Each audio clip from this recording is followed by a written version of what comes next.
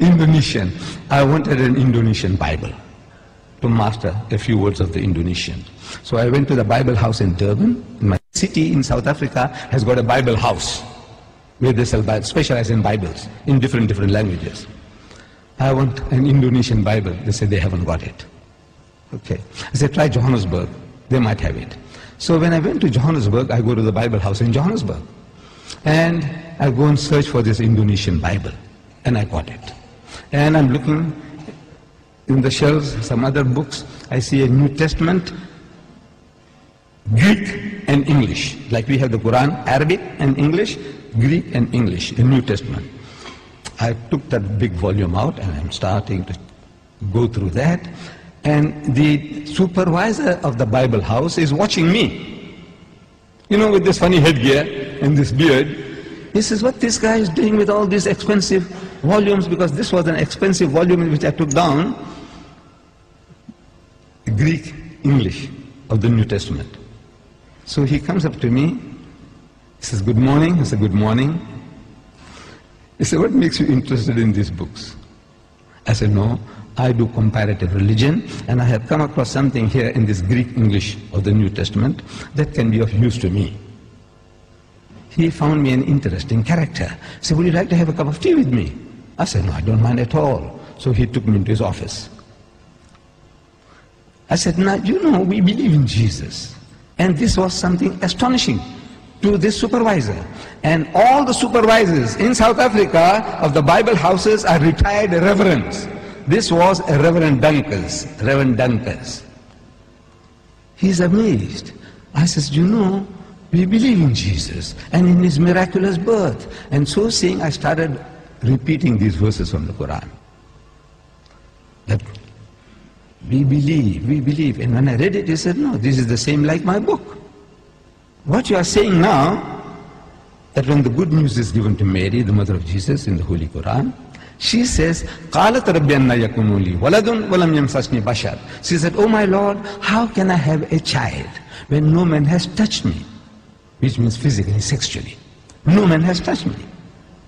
So the angel says, قَالَ كَذَلِكِ اللَّهُ يَخْلُقُ مَا يَشَاءُ. Even so, Allah creates what He wills. إِذَا قَضَى أَمْرًا فَإِنَّمَا يَقُولُ لَهُ كُن فَيَكُونُ.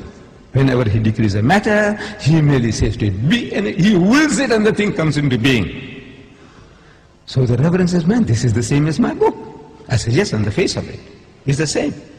But if you look at it intently, you'll find the difference between my version and your version is chalk and cheese. You people know chalk and cheese? You know the difference between chalk and cheese? The Canadians didn't know. The Canadians, I'm telling you, when I went to Canada, I spoke about chalk and cheese. They didn't hear that phrase before. We, the English people in South Africa, we know, everybody knows chalk and cheese. Chalk and cheese may look like white, but it's that's poles apart. You can't eat chalk, but you can eat cheese. No? But the Canadians didn't know. The Canadians didn't know. I'm telling you. I don't know whether you people know. Difference between chalk and cheese. The poles are, in other words, poles apart. So they said, how? I said, you know, in the Holy Bible, in the Gospel of St. Luke, we are told when this good news was given to Mary, the mother of Jesus, about the birth of the Holy Son, she says, how can this thing be when I know not a man? In the biblical language, no means sex.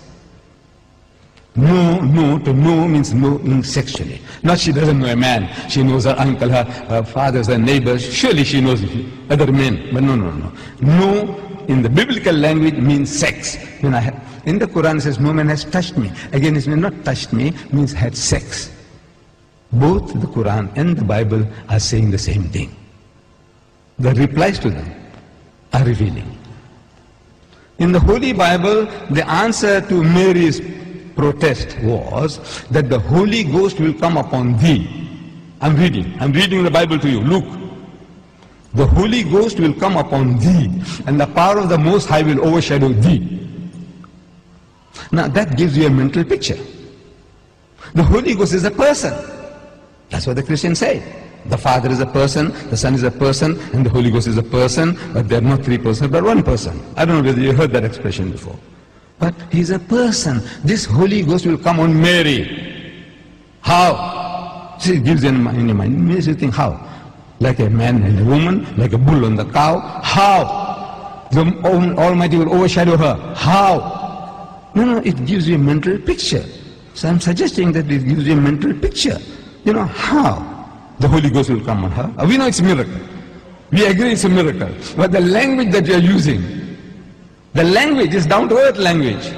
The Quran says, وَإِذَا قَضَى أَمْرًا فَإِنَّمَا يَقُولُ لَهُ كُن فَيَكُونُ. For God to create Jesus without a human father, says kun, he says be, and it is.